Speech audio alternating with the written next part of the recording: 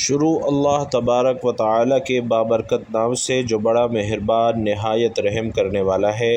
بھائیوں اور بہنوں، آج 15 ذی الحج جمعرات کے دن اللہ تعالیٰ کی یہ لاڈلی صورت 33 بار پڑھ لیجئے۔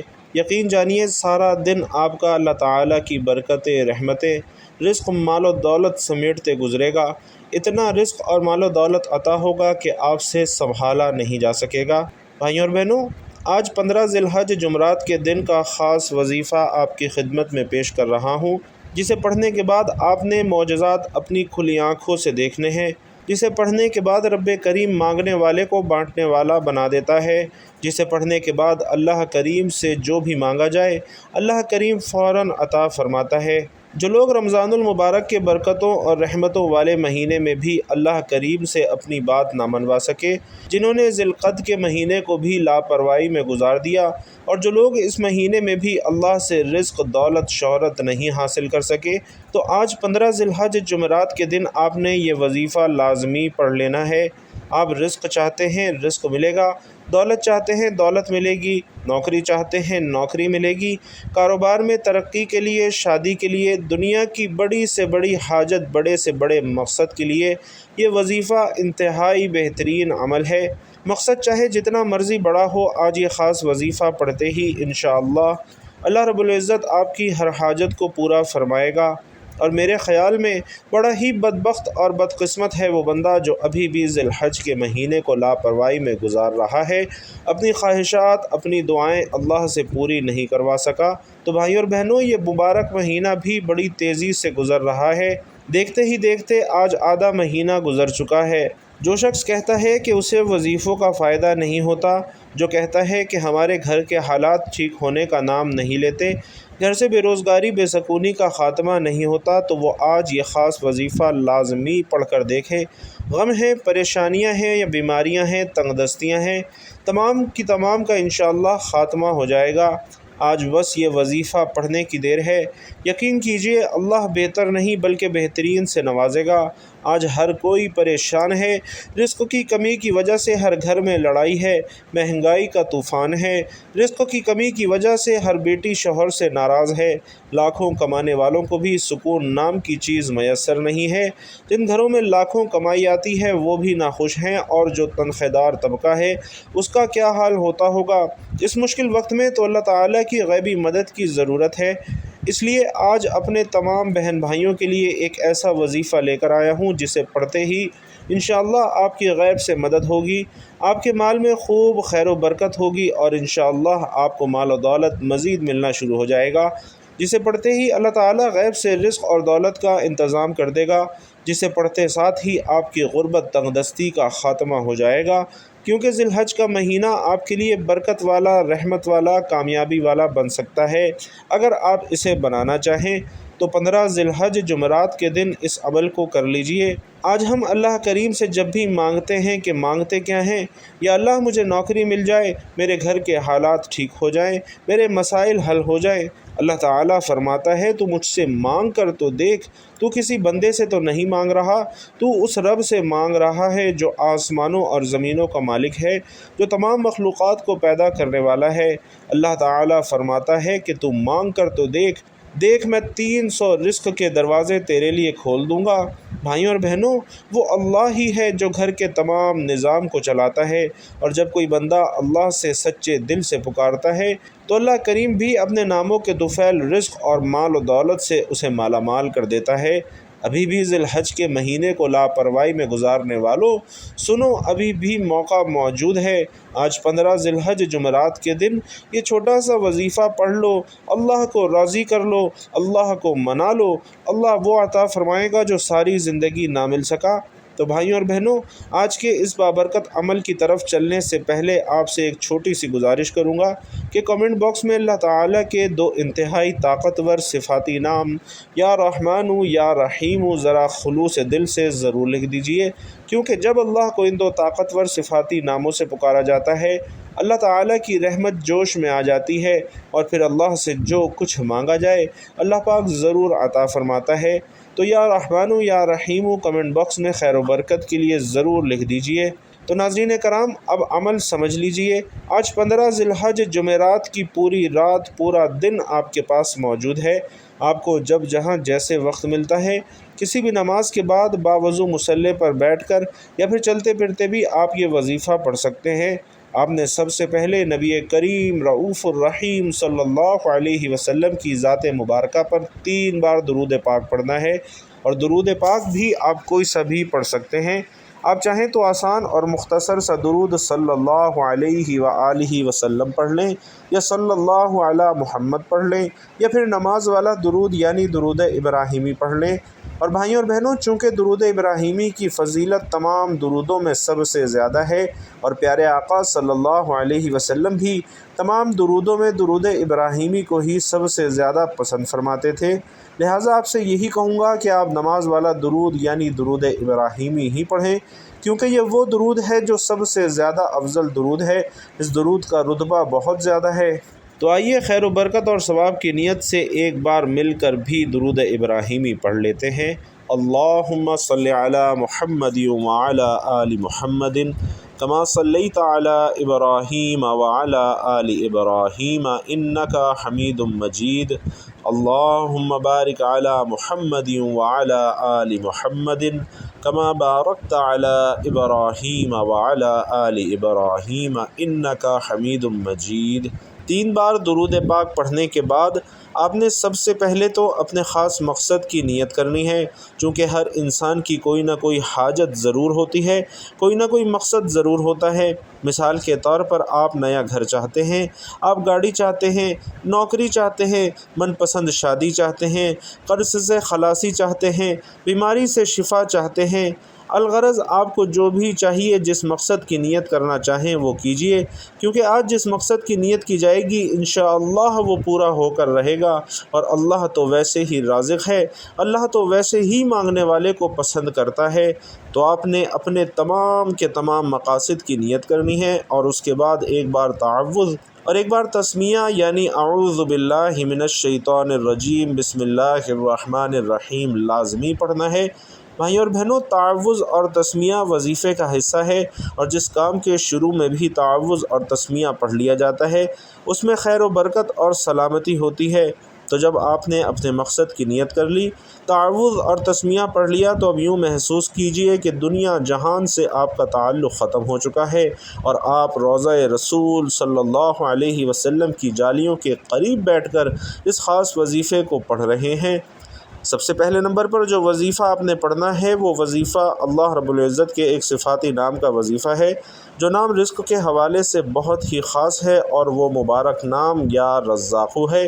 یا رزاقو رب کریم کا صفاتی نام ہے۔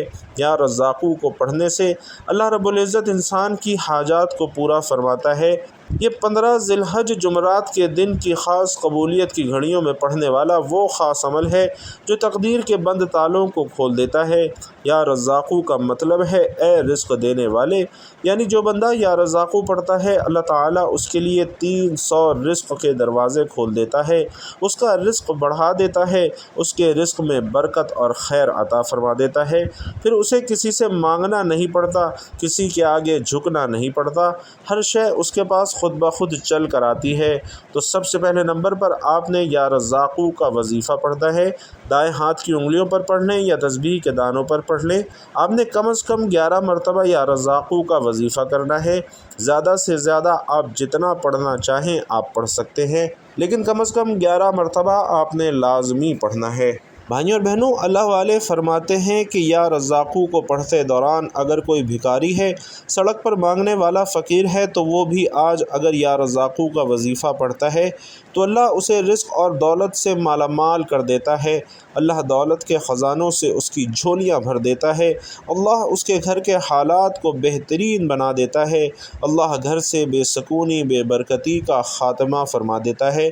تو پہلے نمبر پر 11 بار یا رزاقو پڑھنے کے بعد اب آپ نے دوسرے نمبر پر جو وظیفہ پڑھنا ہے وہ وظیفہ قرآن پاک کی ایک آیت کا وظیفہ ہے، اور وہ آیت اللہ الصمد ہے۔